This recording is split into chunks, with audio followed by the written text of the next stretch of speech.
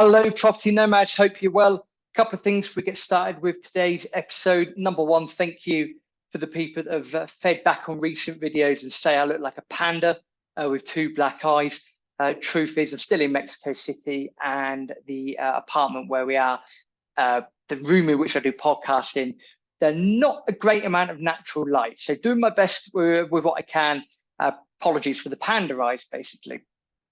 Secondly, our friends at Progressive Property are doing a multiple streams of property income. The event is Friday the 20th of October to Sunday the 22nd of October. It's in Peterborough, which is about an hour north of London. It's completely free to attend.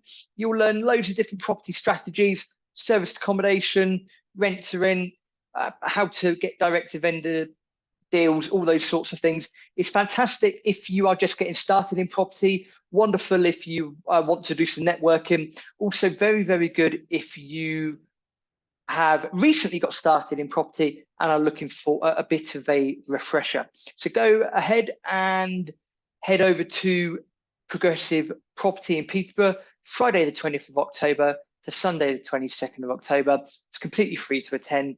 The link is going to be in the description below. Now, this news story, as you can see from the article, here is from the Independent.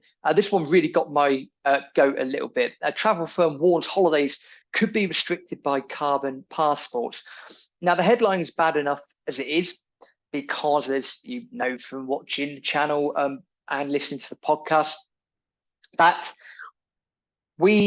certainly myself, there's a lot of things going on in the background, and we are getting stuff shoved down our throat, and it's under the guise of climate change. It's under the guise of climate emergency.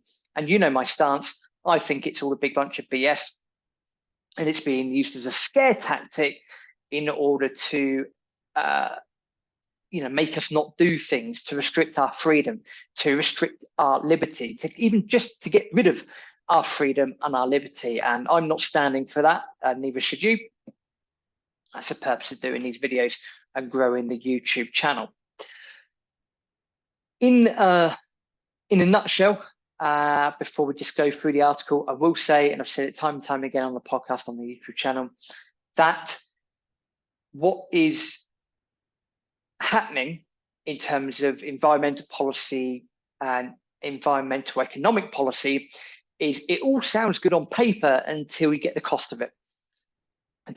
When someone gets the cost of it, that's when they will sort of stand up and put their hands up and go, hang on a minute, this doesn't sound quite right. I don't quite like this. Let's go into the article.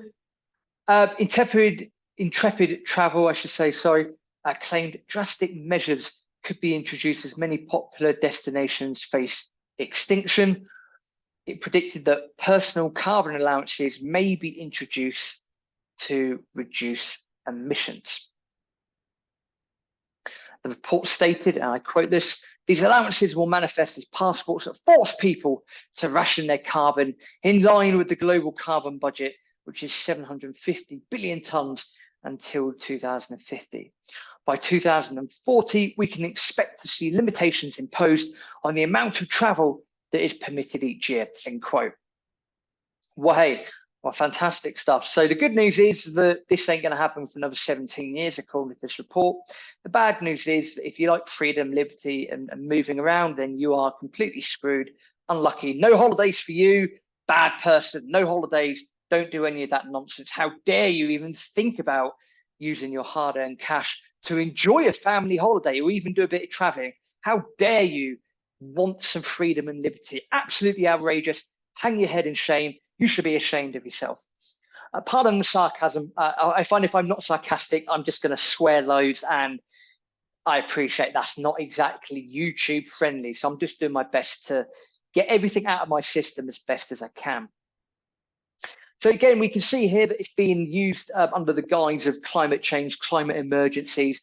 We need to reduce our carbon. How dare we even decide to go and travel? We need to have some restrictions.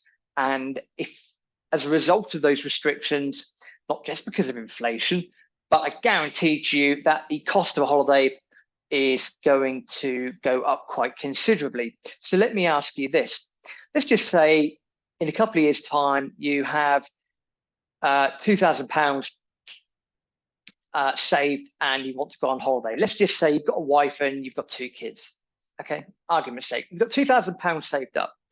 Now, let's also say that for £2,000, you are allowed to go away, but you have a choice of 2 weeks in Lanzarote. I'm just picking a place at random. 2 weeks in Lanzarote for £2,000. That includes your flights, everything that you need, and that's absolutely fine.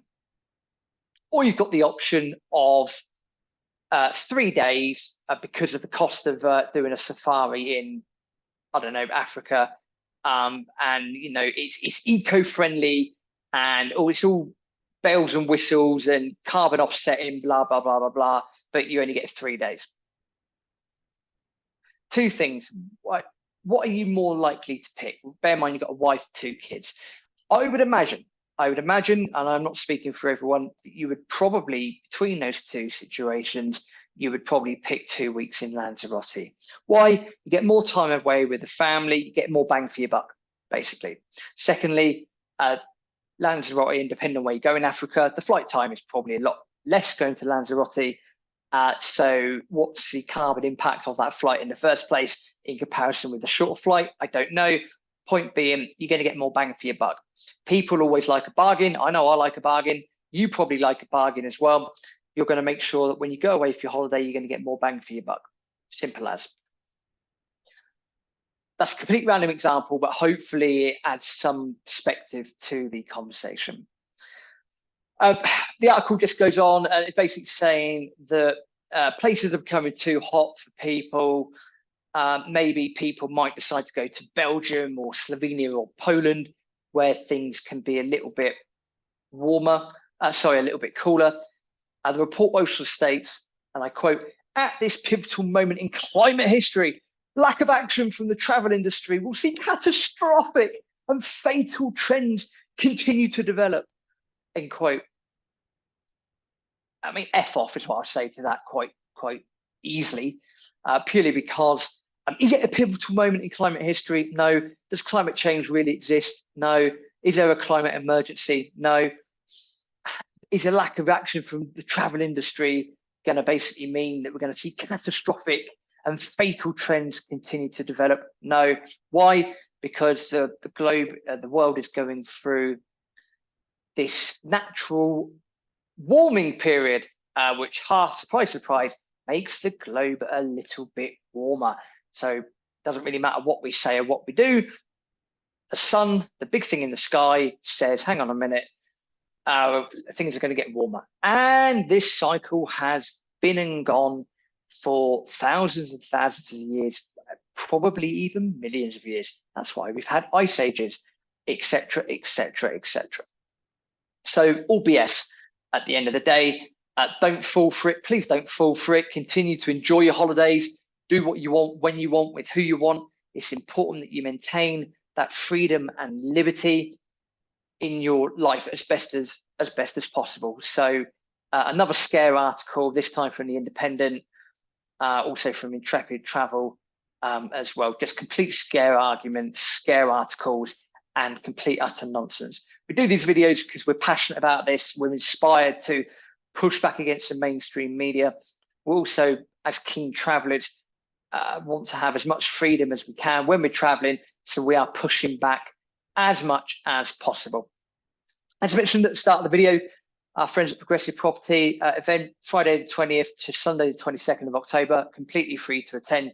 Great networking, great property strategies. Aaron and I have attended it multiple times.